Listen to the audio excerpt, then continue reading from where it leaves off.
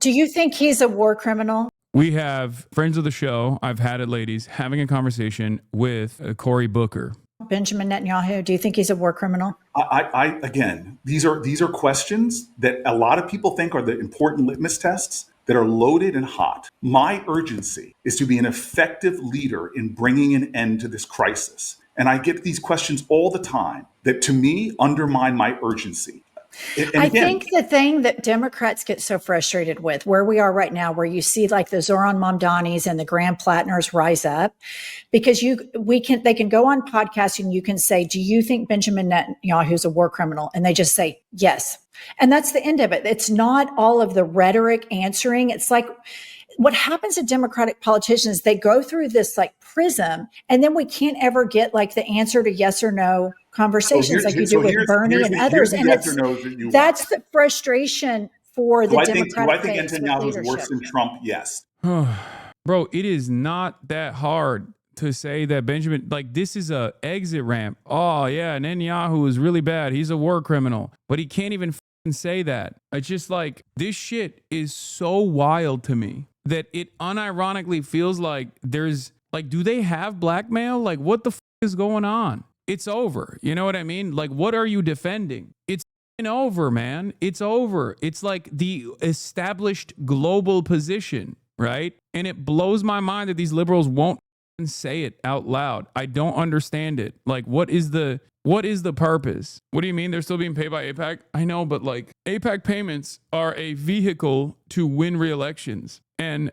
the moment that AIPAC payments are seen as a negative thing, the moment that there's a negative association, because like AIPAC skirted by not being as well known as it is now. Obviously, in my circles, in the pro-Palestinian circles, everybody knew AIPAC. Everybody shit on AIPAC a lot. But for the rest of the country, most Americans didn't know what the AIPAC really was. That has changed. Now, when there's any sort of when any sort of politicians ask about AIPAC, if they don't take like a very negative approach, especially on the Democratic Party side, you're cooked. It's now a negative association. It's a handful of people that don't take corporate PAC money. I don't understand my Democratic What about AIPAC money? You take AIPAC money, don't you?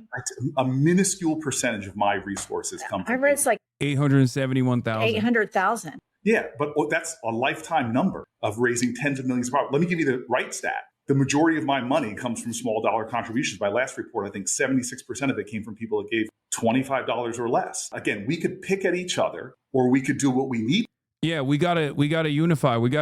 It's like, yeah, we do, which means you have to unify with us. To be doing right now is joining in a chorus of conviction to condemn it. And again, I'm a child of civil rights activists. You think Malcolm X and Martin Luther King agreed on everything? No. But when it came to the fight, that's crazy to talk about Israel funding. Now, obviously, when it comes to Cory Booker, the other problem also is his pharmaceutical donors as well. He is like Johnson & Johnson's most loyal soldier, obviously, from his state. J&J is from New Jersey. So like there's a lot of other issues as well. But like with Israel, because it's a foreign country, because it's a foreign country that has dominated American politics and American political discourse, especially in these past 2 years, where there is a negative association with Israel, any sort of like, oh, I'm trying to unify here, and you're like getting in the way of that by constantly bringing up Israel is silly, because it is a major point of contention. It is a major point of contention where you are at odds with the population. You are at odds with your voters. You're at odds with the broader population in general.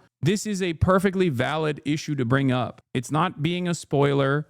It's not like finding minutia to disagree on and then engage in like purity spirals or purity politics. This is a major issue. They joined together and created a movement that was successful. And that's really what my focus is. And as the only person in the caucus. Your analysis on AIPAC funding seems a little premature, might be more apt in the coming years. No, I disagree. Especially among Democrats, no shot. The inverse of this already took place for Democratic voters. Yes. When the Democratic voters see a politician ride Israel this hard, especially in the Democratic Party's base, where it's like 80% of Democrats don't with Israel. If you are a Democratic Party politician and you are still united in this like pro-Israel narrative without actually offering any significant concessions, without even trying to take the Benjamin Netanyahu is bad off-ramp, you are telling all of the voters that listen in, that tune into this stuff,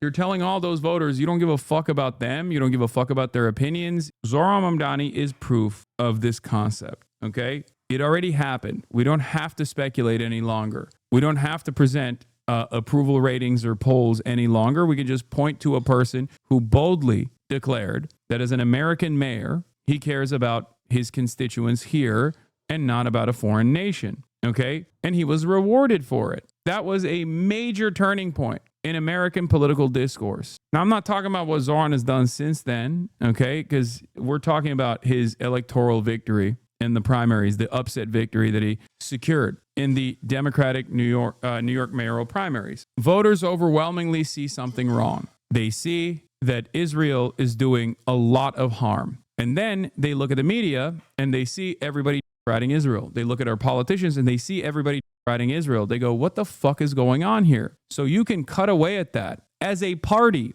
if the National Democratic Party took a partisan approach, they would win tremendous favors in the process, okay? They would be able to communicate earnesty at a time when they are in dire need of goodwill from the broader population. This is precisely the reason why they lost the previous election. This is a major issue with the way that Democrats are perceived, okay? Earnestness, not earnesty. Okay, thank you. Sorry. Earnestness.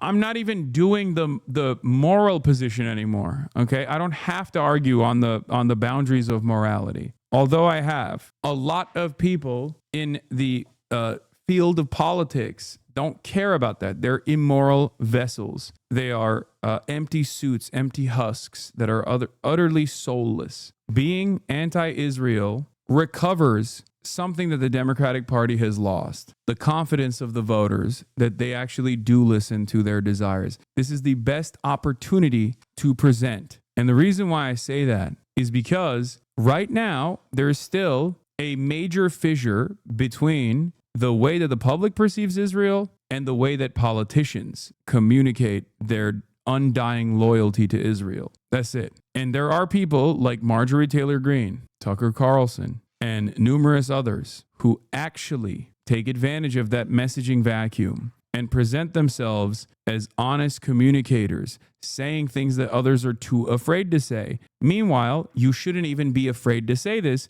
because it's beneficial to say this. That lives in a low-income black and brown neighborhood below the poverty line. I still remember when some progressives from the suburbs came down to protest me, and they were literally chased away by my neighbors. Because we are in an urgency, every day I see it, we are in an urgency where real people are getting hurt. When I go up and down in New Jersey, they don't care about the fact that I took 1% of my money from some group. They care about what are you doing to restore my health care? I think the Democratic base feels like there is a disconnect. We hear you, like when you did your 25-hour speech, I was like, go, Cory, I love this. That is amazing. And then there's a photo shoot with you with Benjamin Netanyahu. And I was just like, what in the actual fuck? Like, how can he do that? It was heartbreaking. I felt betrayed. Yeah. And hang on. And that doesn't just happen in an echo chamber. Democrats like you, where the base, we should make each other better. It's not a purity test. We want credible messengers.